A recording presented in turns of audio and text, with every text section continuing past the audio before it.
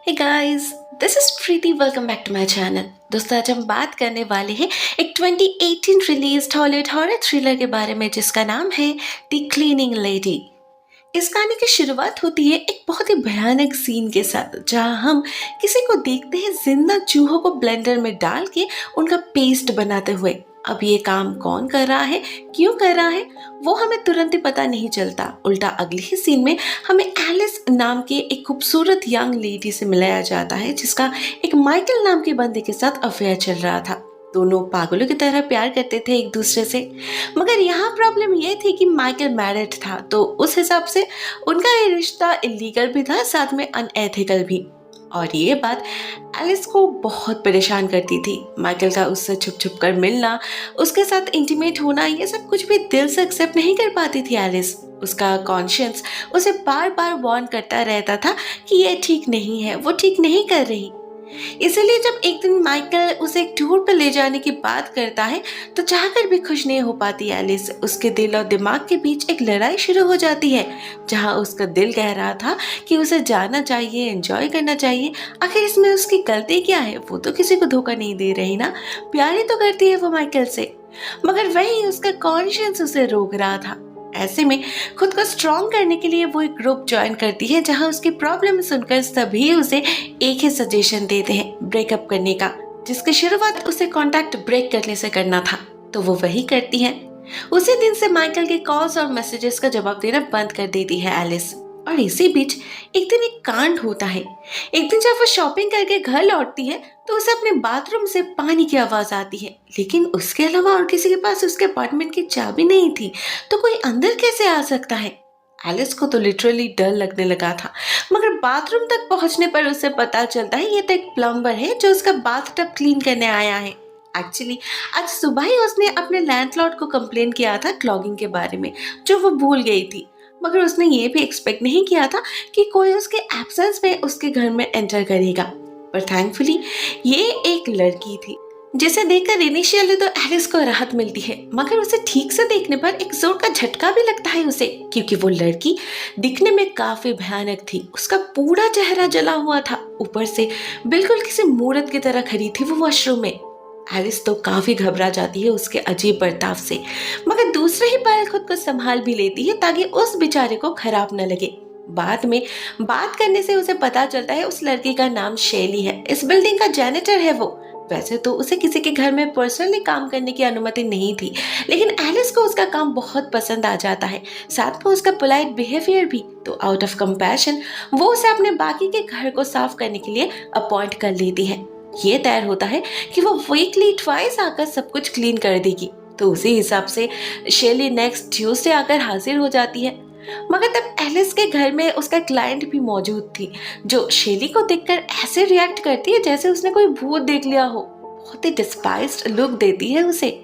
मगर इससे शेली को बिल्कुल भी फर्क नहीं पड़ता, वो कोई रिएक्ट नहीं करती। लोगों के ऐसे रिएक्शन से वो यूज्ड टू जो थी, तो वो चुपचाप अपने काम करने में लग जाती है। और एलिस भी उसे स्पेस देकर नहाने चली जाती है, मगर वो ये नोटिस नहीं करती कि शेली छुप छुप कर उसे ही देख रही है।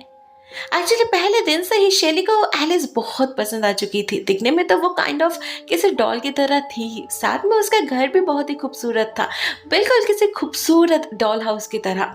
बहुत ही खूबसूरत तरीके से डेकोरेट किया था, खूबसूरत वॉलपेपर, ट्रेंडी फर्नीचर्स और क्लासिक डेकोर पीसेस के साथ। शेली को बहुत पसंद आता है सब कुछ। ऊपर से एलिस का बर्ताव भी बहुत ही अच्छा था। शेली को शायद अपने लाइफ में पहली बार इतना पोलाइट और जेन्युइनली काइंड एम्प्लॉयर मिला था, तो वो काइंड ऑफ फैसिनेटेड हो चुकी थी एलिस से, उसके खूबसूरती से, उसके परफेक्शन से। इवन एलिस के ऑर्नामेंट्स भी इतने खूबसूरत थे कि शेली खुद को कंट्रोल ही नहीं कर पाती। एक पॉइंट पे उसका एक नेकलेस चुरा ही लेती है। लेकिन क्या ये सिर्फ अट्रैक्शन था या फिर कुछ और भी? शेली के आंखों में एक और फीलिंग भी थी जो हम इनिशियली तो समझ नहीं पाते। उधर एलिस का तो इस तरफ कोई ध्यान ही नहीं था। वो उल्टा इस कश्मकश में खोई हुई थी कि उसे माइकल से कांटेक्ट तोड़ना चाहिए या नहीं। ऑलरेडी 2 दिन हो चुके थे उससे बात किए। एलिस और खुद को रोक नहीं पा रही थी, स्पेशली आज सुबह जब उसने देखा कि माइकल ने उसे एक बड़ा सा बैग गिफ्ट किया है ताकि वो अपकमिंग टूर के लिए पैकिंग स्टार्ट कर सके। उसके बाद से तो जैसे उसका सारा सब्र ही टूट चुका है। बहुत ही ज्यादा मिस करने लगी थी वो माइकल को। ऐसे में जब वो कॉल करता है और उसके घर आने के लिए जिद करने लगता है, तब और मना नहीं कर पाती एलिस हाँ कर देती है। आफ्टर ऑल वो भी तो उतना ही मिस कर रही थी उसे। लेकिन शाम होते ही जब वो ड्रेसिंग टेबल के सामने बैठती है तैयार होने के लिए, तो मिरर पे अपने रिफ्लेक्शन को देखकर कुछ हिट करता है उसे, जिससे उसे एहसास होता है कि वो फिर से एक बार गलती करने जा रही है। उसे माइकल से मिलना नहीं चाहिए, ये गलत है। लेकिन उसने तो ऑलरेडी उसे आने के लिए कह दिया है, अब वो क्या करे। एलिस को बस एक एक्सक्यूज चाहिए था माइकल को अवॉइड करने का, जिसलिए वो पागलों की तरह अपने इकलौते दोस्त को कॉल करने लग जाती है ताकि वो उसके साथ कहीं घूमने जा सके।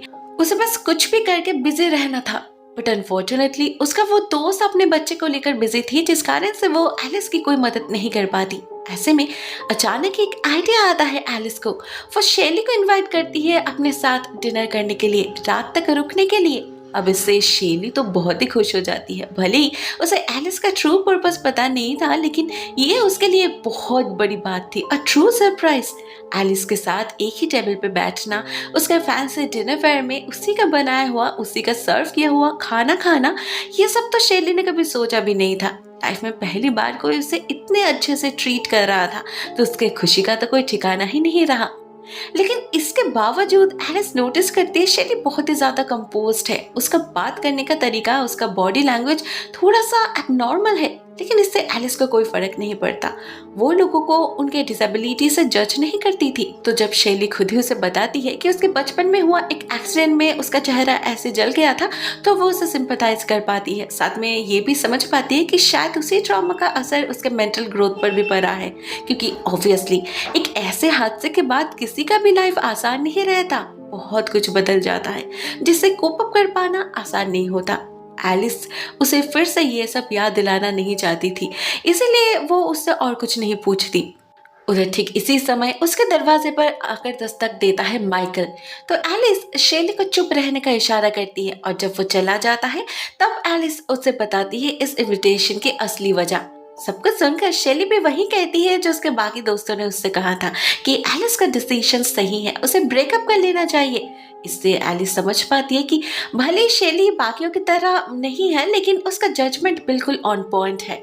इनफैक्ट शायद अपने अबनॉर्मलिटी के कारण ही सही और गलत के बीच कोई कंफ्यूजन नहीं है उसके मन में, तभी तो बिना किसी झिझक के वो सच्चाई को इतनी इजीली बता पाई। एलिस को उसकी ये बात बहुत अच्छी लगती है। साथ ही साथ उसकी कंपनी पे एंजॉय करने लगी थी वो। इसलिए जब डिनर खत्म होने के बाद भी वो घर जाने का नाम नहीं लेती, तो एलिस नाराज नहीं होती, उल्टा उसे टीवी देखने का ऑफर देती है, जिस पर शेली भी राजी हो जाती है और देर रात तक दोनों बैठकर मूवी देखने लगते हैं। मगर जब मूवी खत्म होता है तब तक रात काफी हो चुकी थी, और एलिस को पता था शेली बाय बस घर जाती है, मगर इस समय उसे कोई बस मिलने नहीं वाला था।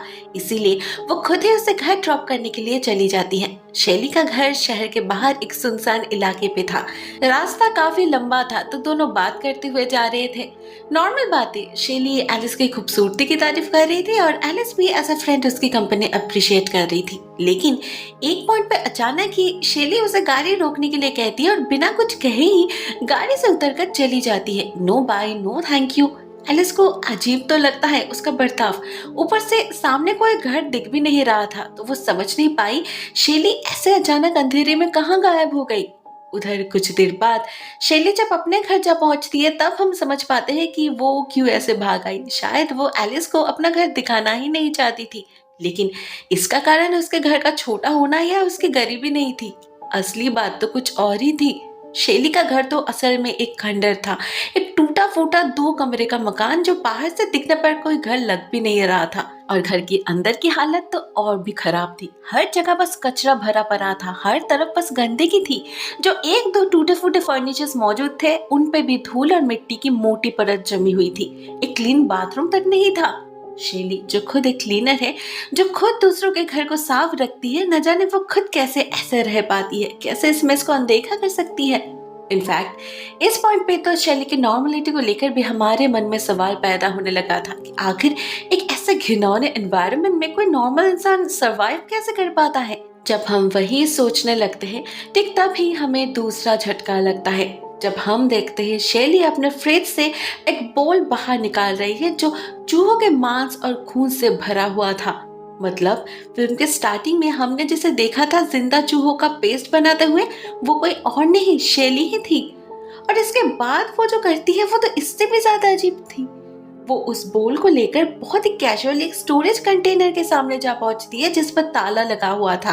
वो ताला खोलती है और अंदर जाकर उस बोल को जमीन पर रख देती है और किसी को ऑर्डर देती है उसे खाने के लिए।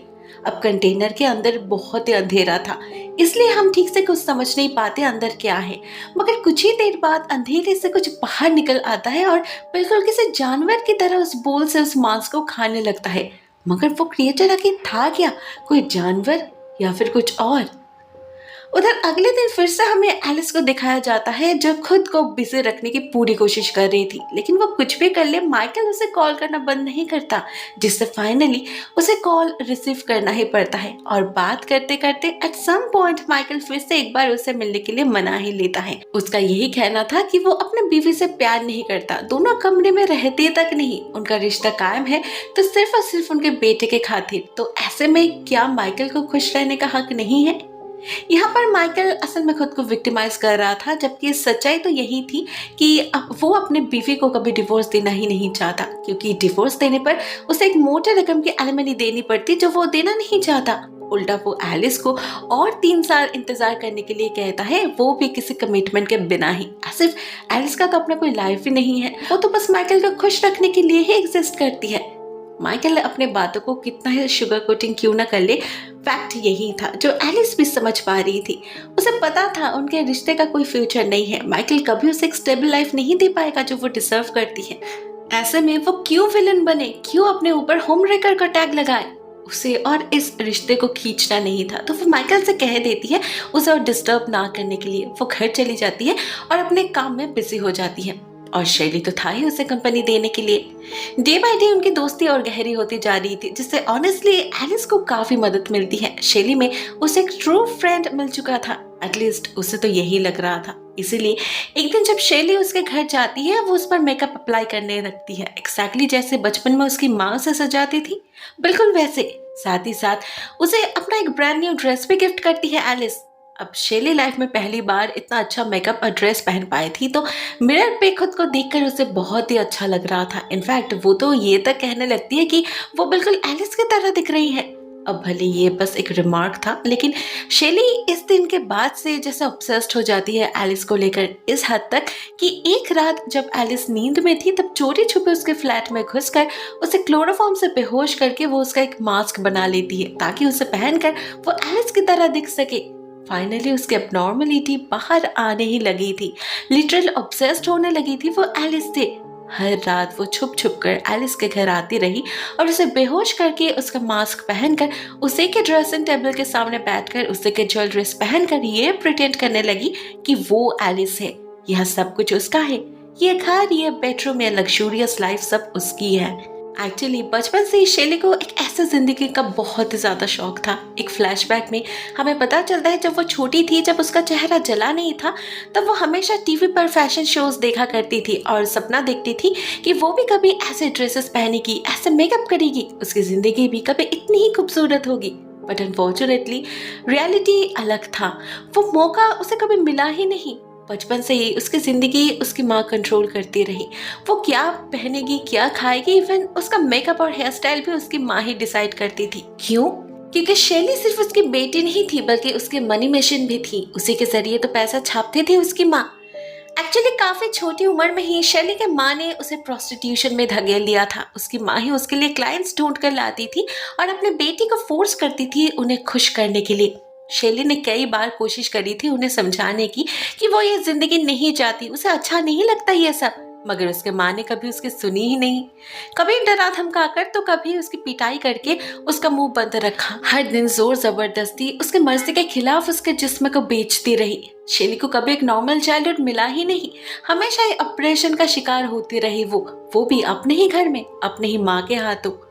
कोई सपना पूरा नहीं हुआ उसका। ऐसे में जब वो एलिस को मिली और उसे समझ आया कि वो एग्जैक्टली वही जिंदगी जी रही है जो कभी उसका सपना था, तो वो धीरे धीरे उसके तरफ अट्रैक्टेड होती गई, अनकंट्रोलेबली ऑब्सेस्ड होने लगी उससे। अब भले ही एलिस को ये सब कुछ भी पता नहीं चला, लेकिन शैली और ज्यादा दिन खुद को छुपा भी नहीं पाई। धीरे धीरे एलिस को नजर आने लगा था उसका वियर्डनेस, स्पेशली जब एक दिन उसकी तबीयत खराब थी, वो घर में रेस्ट करना चाहती थी। उस दिन शैली आकर उसे बहुत डिस्टर्ब करती है, उसे टीवी देखना था। ऊपर से जब उसे पता चलता है एलिस की तबीयत खराब है, तब वो उसे चाय बनाकर पिलाने की जिद भी करती है, जबकि एलिस उसे बार बार यही कहती रही कि उसे आज कुछ भी नहीं चाहिए, वो बस अकेला रहना चाहती है। शैली उसकी एक नहीं सुनती, दरवाजा पकड़ के खड़ी रहती है वहां, जिससे एलिस को उसे अंदर बुलाना ही पड़ता है, और तो और उसे चाय भी पीनी पड़ती है। शैली एक मिनट के लिए भी उसे अकेला नहीं छोड़ती, पूरा समय उसके सामने बैठी रहती है, जिसे ऑनेस्टली एलिस बहुत इरिटेटिंग फील करने लगती है। मगर बार बार बोले पर भी शैली समझ ही नहीं पाती कि एलिस उसे घर जाने के लिए कह रही है। उधर माइकल का कॉल आना भी बंद नहीं हो रहा था, जिससे एलिस और परेशान हो जाती है। हालत ऐसी हो चुकी थी कि शैली तक उसे ज्ञान देने लगी थी कि उसे माइकल को मना करना चाहिए। अब एलिस उसे कैसे समझाए कि वो खुद भी उसे इक्वली परेशान कर रही है। फाइनली एक पॉइंट पे एलिस और झेल नहीं पाती, डायरेक्टली एंड लिटिल रूडली उसे घर जाने के लिए कह देती है, और इस बार थैंकफुली शैली उसकी बात समझ जाती है। घर चली जाती है वो, लेकिन घर में उसका मन बिल्कुल भी नहीं लगता। तो अगले ही दिन एलिस के घर से निकल जाती है, वो उसके घर जा पहुंचती है और चोरी छुपे वहीं पर रहने लगती है। मेंटेनेंस में काम करने के कारण चाबी मैनेज करना उसके लिए कोई बड़ी बात नहीं थी, मगर उसे कोई आइडिया नहीं था कि उस दिन एलिस अकेले घर नहीं लौटेगी, माइकल भी साथ होगा उसका। उस दिन शैली उन दोनों को फिजिकल होते हुए देख लेती है, जिससे उसके अंदर एक कम्प्लेक्स इमोशन का जन्म होता है, नफरत, गुस्सा और पता नहीं एक और चीज भी। फिर जब नेक्स्ट डे जब वो एलिस को अपने एक दोस्त से ये कहती हुई सुनती है कि वो माइकल को छोड़ नहीं सकती चाहे कुछ भी हो जाए, तब अचानक ही एक बेहद अजीब काम कर बैठती है शैली। अचानक ही पीछे से हमला कर देती है वो एलिस पर, फिर क्लोरोफॉर्म से बेहोश करके उसे उसका फोन छीन लेती है और उसी फोन से माइकल को मैसेज करके उसे मिलने बुलाती है इसी घर में।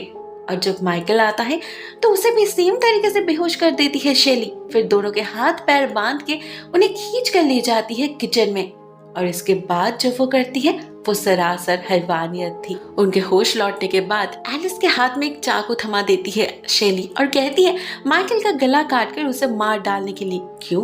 क्योंकि वो एलिस की मदद करना चाहती थी, माइकल से उसका पीछा छुड़ाकर, क्योंकि उसके पॉइंट ऑफ व्यू से माइकल भी उन्हीं आदमियों में से एक था जिनके साथ फोर्सफुली उसे इंटीमेट होना पड़ता था। उसे घिन आती थी ऐसे लोगों से, आज भी आती है, और एलिस ने खुद ही कहा था कि वो इस रिश्ते से बाहर निकलना चाहती है।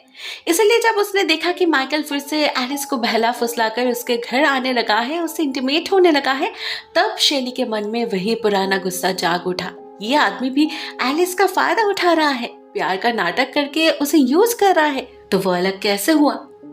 शैली यहाँ पर वही करती है जो उसने बचपन में किया था खुद को बचाने के लिए। एक फ्लैशबैक में हमें पता चलता है बचपन में जब एक क्लाइंट ने उसके साथ हद से ज्यादा बदतमीजी किया था, तो शैली और सहन नहीं कर पाई, उसके सब्र का बांध टूट चुका था, तो उसने उस आदमी के हाथ में काट कर वहां से भागने की कोशिश करी, लेकिन इसका नतीजा भी भयानक हुआ।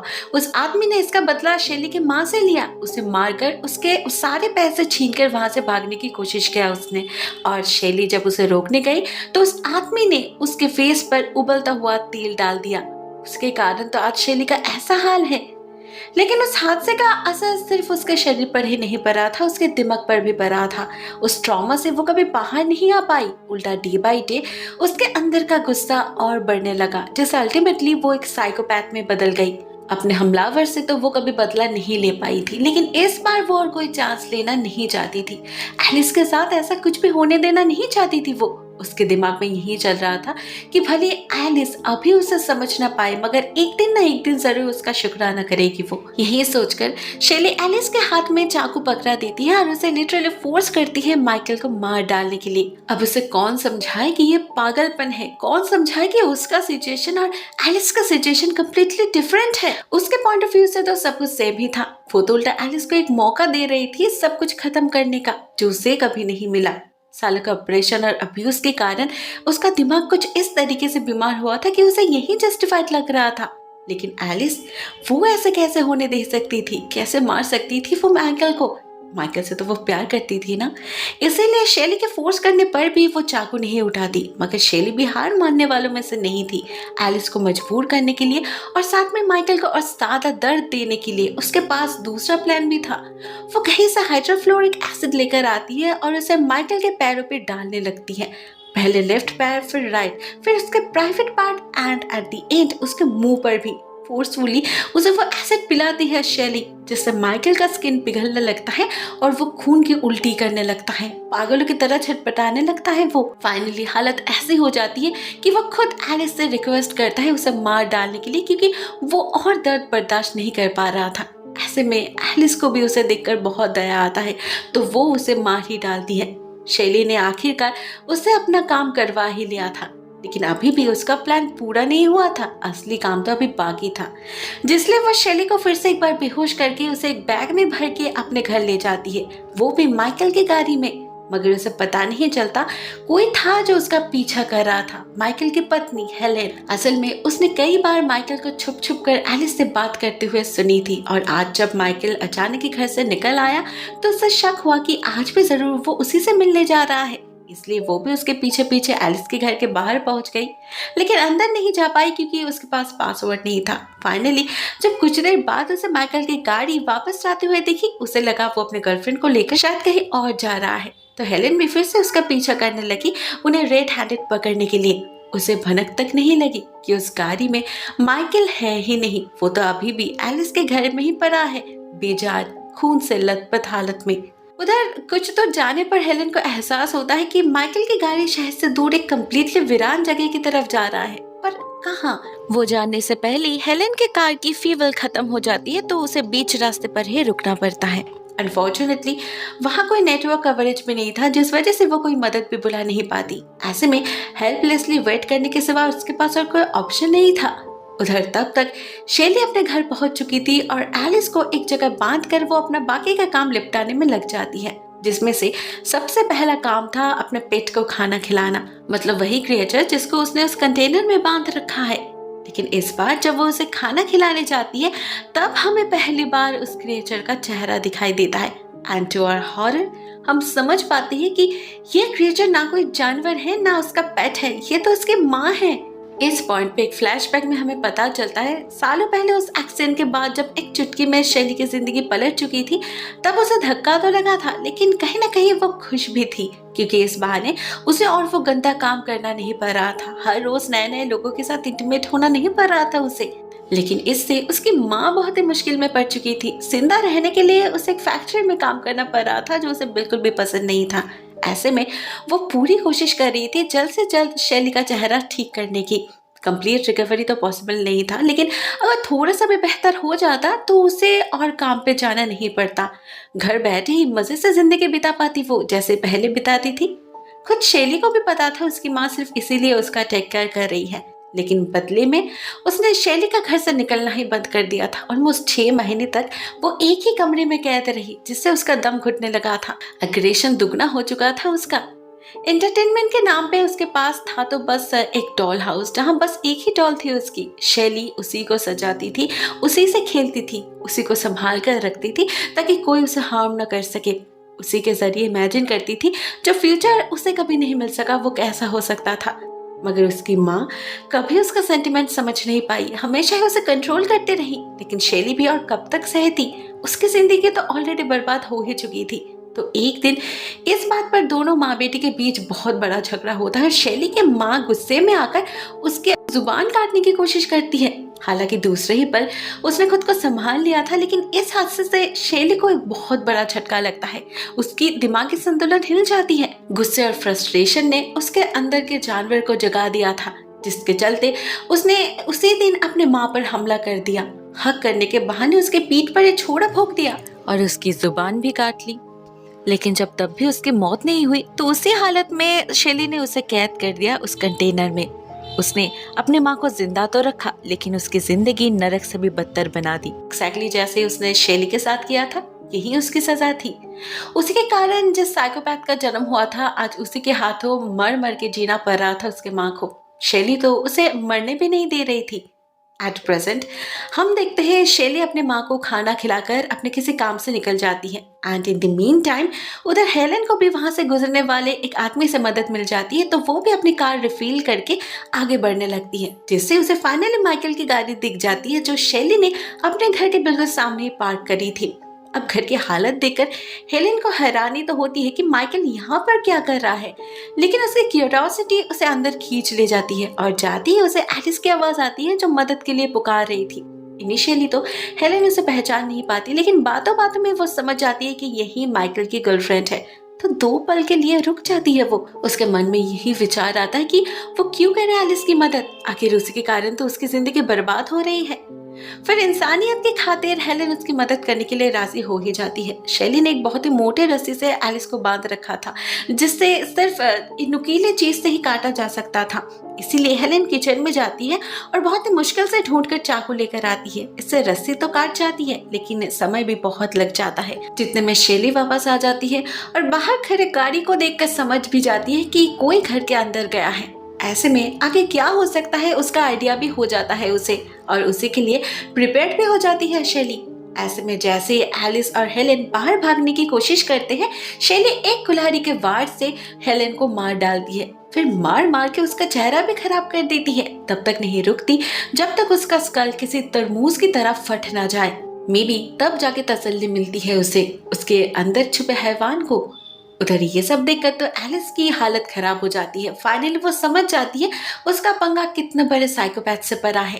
वो घर के अंदर भागती है और अंधेरे में छुपने की कोशिश करती है। उसका प्लान यही था कि शेली जब दूसरी तरफ उसे ढूंढने जाएगी तब वो हेलेन की गाड़ी से भाग निकलेगी, मगर उसके लिए उसे चाबी की जरूरत थी, जिसे ढूंढने में ही वक्त निकल जाता है। और एलिस जैसे ही गाड़ी में बैठती है तो स्टार्ट देने से ठीक पहले बिल्कुल अहम वक्त पर शेली उस पर हमला कर देती है। खिड़की का कांच तोड़कर सिडेटिव से इंजेक्ट कर देती है उसे, जिससे एलिस वहीं पर बेहोश होकर गिर जाती है।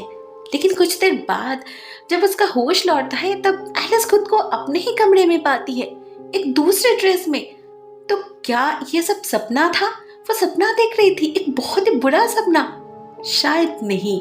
एलिस बस चैन की सांस लेने ही वाली थी कि ठीक तब ही बेड से उतरते वक्त वो नोटिस करती है उसके पैर चेन से बंधे हुए हैं। साथ ही साथ धीरे धीरे और भी चीजें नोटिस करने लगती है एलिस। देखती है उसका मेकअप बहुत ही अलग है, ड्रेस भी वही है जो उसने शेली को गिफ्ट किया था, और इस कमरे का वॉलपेपर तो बिल्कुल उसके कमरे की तरह है, साथ में फर्नीचर्स भी उसके ही है। लेकिन यहाँ कोई विंडो नहीं है सिवाय एक के, जिसके बाहर अभी शेली खड़ी है। वो बिल्कुल उसी तरह एलिस को देख रही है जैसे वो बचपन में अपने डॉल हाउस के खिड़की से अपने फेवरेट डॉल को देखती थी। अब एलिस ही उसकी लिविंग डॉल है। बचपन में जैसे शेली उस डॉल का टेक केयर करती थी, हमेशा उसे प्रोटेक्ट करती थी, ठीक वैसे ही अब वो एलिस का टेक केयर करेगी, कहीं जाने नहीं देगी उसे, ताकि बाहर का कोई उसे हार्म न कर सके। आखिरकार उसी के लिए ही तो इतना कुछ। तो क्या एलिस अपनी पूरी लाइफ यही फंसी रह जाएगी शेली की माँ की तरह? कभी मुक्ति नहीं मिलेगी उसे इस पागल से? God knows. दोस्तों, इस सवाल के साथ ये मूवी यहीं पर एंड हो जाती है। आई होप कहानी आपको पसंद आई होगी। कमेंट सेक्शन में अपने थॉट्स शेयर जरूर करना दोस्तों। आज के लिए बस इतना ही। Thank you so much for watching this video. बहुत जल्द मिलते किसी और नई वीडियो के साथ, तब तक के लिए टेक केयर, टाटा।